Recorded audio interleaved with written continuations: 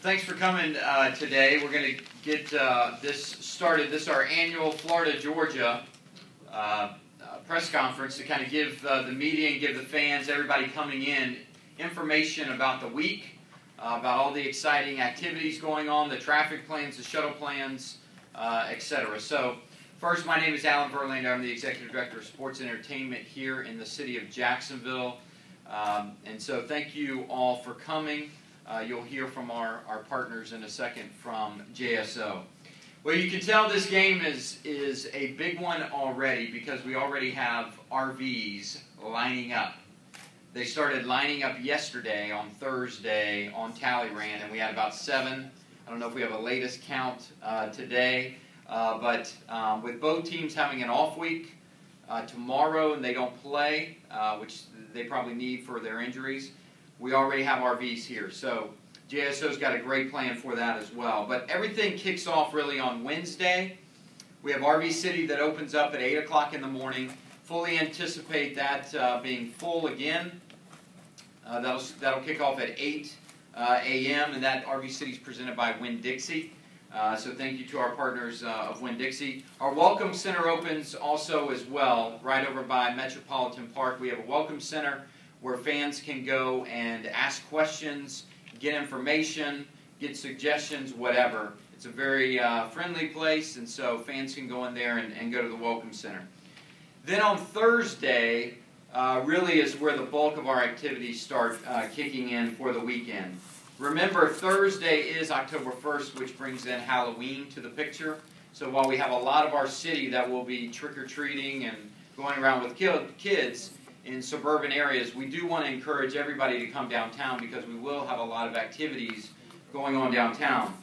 Our boat docking opens, our boat dock this year, and then our rafting is already sold out. That's a popular item. We have a lot of boats coming in. As we always do, that will open on Thursday. We have a Hall of Fame reception. We have 4 inductees going into the Hall of Fame, which I'll talk about in a second, but we have a reception for them at the landing on the Foxy Lady. So the Foxy Lady will be coming across the river. We'll be docked at the landing, and we'll be introducing them to the public. We'll be bringing them up on stage to say hello to the people that are at the landing. And then we have a new event. Because it is Halloween, we have an event called Haunted Harbor. And Tanisha Gaines over here is our Director of Special Events, does a great job for that office. And so they are planning what they're calling Haunted Harbor at Metropolitan Park. $15 if you're not wearing a costume. $10 if you are wearing a costume.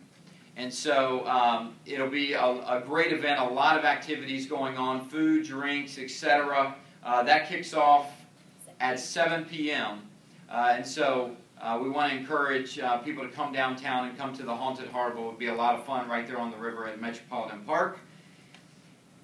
Going into Friday, so that's a busy day on Thursday. Going into Friday, we start with our Hall of Fame luncheon, which thanks to our sponsors, Merrill Lynch and Bank of America, and also Ruth Chris Steakhouse. That will be in the West Club this year. So traditionally, that has always been in a tent in the end zone of Everbank Field. This year we've moved it into the club. That event is sold out for the first time ever. We'll have over 500 people at that event. We'll be inducting 4 people and players, former players, into the Hall of Fame. The 2 from Florida are Lindy and Fonnie, who people are familiar with, maybe not as a Gator, but as the coach of the Jacksonville Bulls here. And then Javon Curse, who was a great player of Florida and then was a great player in the NFL. And then on the Georgia side, we'll be inducting Peter Anderson. Peter is a local guy, lives here, is a local businessman, so we really are excited about a local guy going into the Hall of Fame. And then Matt Stinchcomb, who was a great player at Georgia and played in the NFL and now is working on ESPN as a broadcaster. We'll be doing the Baylor-Kansas game tomorrow night on TV. He'll be coming in, so we'll induct those 4. That event begins at noon in the West Club, and as I said, tickets are already sold out for that, so tickets are not available. Our block party starts at noon on A. Philip Randolph, in between the arena and the baseball grounds, with bands. We have a barbecue cooking contest. eating contests, a lot of food trucks, a lot of great activities going on. That will run from noon to 7 o'clock-ish, depending upon how the crowd does. And then starting at 8:30, we have a new event called Cousin Catfish that will be happening at the shipyards. We've got Corey Smith, who is from Athens, is a big Georgia Bulldog, big country music singer, entertainer. And then we have Sister Hazel, which is from Gainesville. So we've got kind of a band off going on. That tickets there are $25 for fans that want to come in. We're really wanting people to come in on Friday night and really experience what downtown Jacksonville has to offer. All the bars will be open. Cousin Catfish will be open if you want to come listen to great music on the river. So we're wanting all the fans coming in, local, etc. Even if you're not going to the game, be a part of some of these events that are going on, taking place. We also have an RV. In RV City, we'll have a contest, a decorating contest that will be judged, and the RVs will win a prize for who is the most decorative on their RV. And then Saturday is when everything, that's where the rubber meets the road. You've got Touchdown Showdown that kicks off at 10 o'clock in the plaza over here in the south end zone. Major upgrade, and kudos to our special events office for upgrading that event. That was one of the things and events that we wanted to upgrade this year. And they've done an outstanding job really bringing in sponsors. We've got AT&T that will be coming in doing a big interview thing with our inductees, a lot of interactive stuff. So fans, that is free to the public, free to anybody coming in to the area. You don't have to have a game ticket to get in that area. It's free for that. Then we have the Florida-Georgia tailgate party. This is something that is new. We've always had a mayor's tailgate party in the south end zone that has been invitation only. This year it is open to the public. We will cap it off at a number, but fans that are coming in, it's $40 if you want to buy your ticket in there before the game. On game day it is $50. There will be food, alcohol will be served. It's one of the only places on site that that you can purchase alcohol. I'm sure there'll be a little bit on the site, but it'll be one of the places that you can purchase it. And so that will kick off at 11 o'clock. 11 o'clock.